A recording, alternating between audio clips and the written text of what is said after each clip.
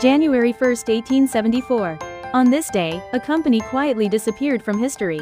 No battles, no revolutions, no crowds in the streets. And yet, this company once ruled more people than any corporation ever has. This is the story of the final end of the British East India Company. A company that began as a group of merchants and ended as a private empire. Founded in 1600, the British East India Company was originally nothing more than a trading venture. Its mission was simple: buy spices, silk, and tea from Asia, and sell them in Europe. But profit demanded protection, so the company raised its own army, built forts, signed treaties, fought wars. By the mid-18th century, it controlled vast territories in India, collected taxes from millions, and commanded one of the largest armies in the world. This was no longer a company. It was a state. The East India Company governed without democracy, without elections, without responsibility to the people it ruled. Its priority was not justice, but profit.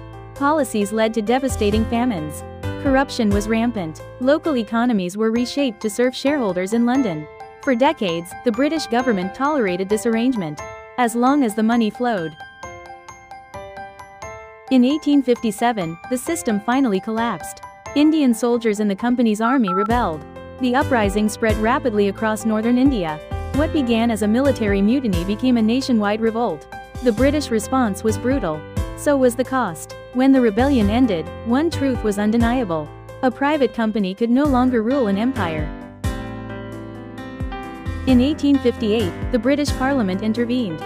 Through the Government of India Act, the Crown took direct control of India. The East India Company lost its army, its administrative power, its political authority. From that moment on, the company was finished in every meaningful sense. But legally, it still existed. For the next 16 years, the East India Company became a ghost.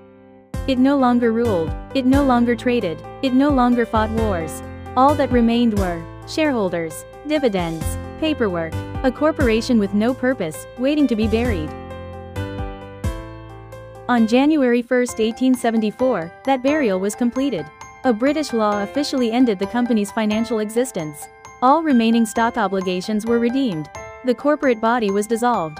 No speeches were made, no flags were lowered. The most powerful company in history ended not with violence, but with paperwork.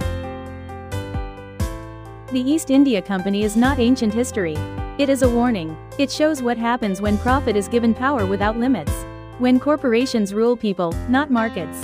When accountability disappears. Modern multinational corporations do not rule armies, but their influence can still shape governments, economies, and lives. The company died in 1874. Its lesson did not. January 1st is often seen as a day of beginnings, but sometimes it marks an ending.